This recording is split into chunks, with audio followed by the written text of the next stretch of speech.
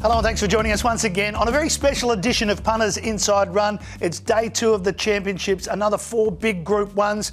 Mick Sharkie, as always, is with me. Shark, before we get on to this week, last week, we sit around here, we do our tips on a soft 5. Then the reins open up and all of a sudden you get a heavy 15. Yes. All the tips go out the window. Average SP was 20-1. It was tough. All I can say, Matty, is God bless magic time. It was a saviour, wasn't it? It we was. had to wait till the last. Yep. But finally, we got something to pull us out of the mud, as it were. Yes, one of in your Sydney best of the last day, week. magic time. More rain this week. I think we're all hopeful again for a soft track. And then the track managers come out this morning and said, not going to be a soft track. It's going to be heavy again. All right, so we're going to do things a little bit different. James Lamb has had a well-earned day off because we're just going to concentrate on Sydney. We'll do all 4 Group 1s, and then Shark will do his multi, his perm, and we'll do the perk, the quaddie on Sydney. And that might be the change we need to get home with a big result. All right, let's get stuck into it straight away. Let's talk about the big one. The Queen Elizabeth Stakes has been mooted as the Ashes of racing. Australia's Animo up against the UK's Dubai Honour. Well, there'll be soggy ashes anyway with the way the track and the weather is. But Exactly. Look, there is some talk, Matty, that if this track is an absolute bog, that Animo may not run. So Godolphin sort of suggesting during the week that they don't have to run. It's not critical for his campaign overseas. If it's a heavy 10 or a real boggy, Is that sloppy like sending track, the Victorian state team over to play England in the Ashes? it might be. But the other thing is Dubai Honour may not like that sort of ground Yeah, either. we don't know. So does that throw the race open to some roughies like He's a Shocker, who loves the wet, Alan Kerr, who loves the wet, was disappointing in the Yeah, it All-Star Mile, but Mike Moroney said he may have erred and should have had the horse on a softer track. Even a horse like Montefilia, does it come into contention? So Well- I think it's a little bit more open than people think. Well, that's good because I was going to ask you that in a second, but the market early says that the run of Dubai Honour is the one we should be following. Maybe. I'm a maybe too. These European horses can often land here and go whack first up and light the place up, and we all say, wow, this thing's a superstar, and then regress a little bit second up. That was an absolute all-time career best performance from Dubai Honour. Does he have another one of those runs in him, or does he come back a little bit from that? On his European form, he doesn't get close to Animo. He's not a Group 1 horse in Europe, he's a Group 2 horse.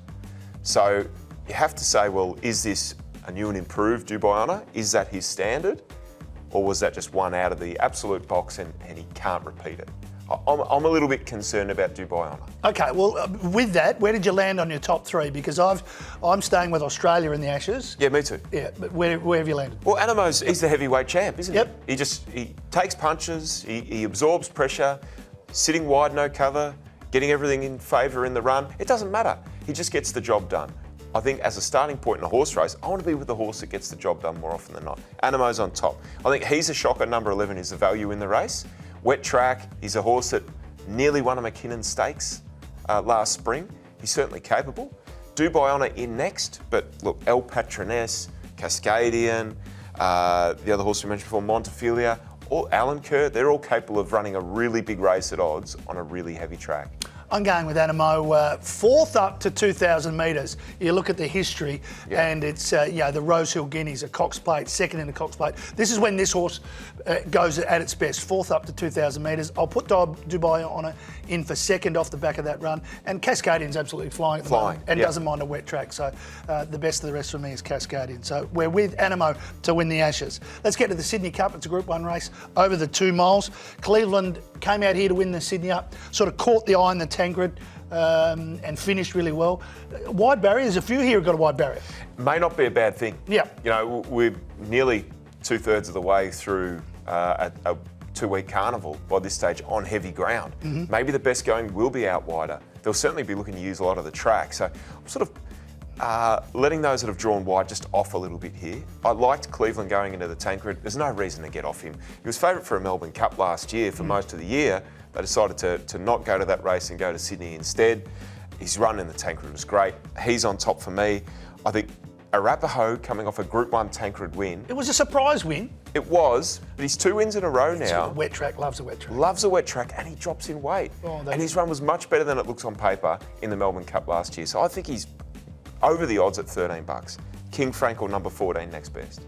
Okay, King Frankel, who comes out of that same race, had to get going early, won't have to do that this time, but I've gone with Cleveland on top. Same with you, the target race. Drops down to just 51 kilos. A lightweight in this sort of race is perfect. Has won on a heavy track before.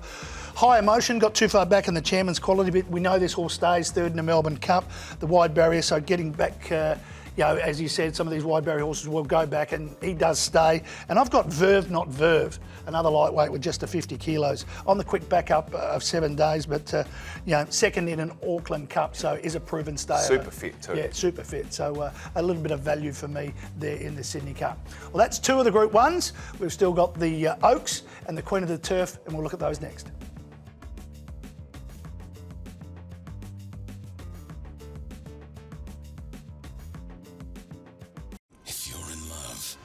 With racing, then you'll love the new betting brand for racing fans. With exclusive markets, promotions, insights and content. That's better. Chances are you're about to lose.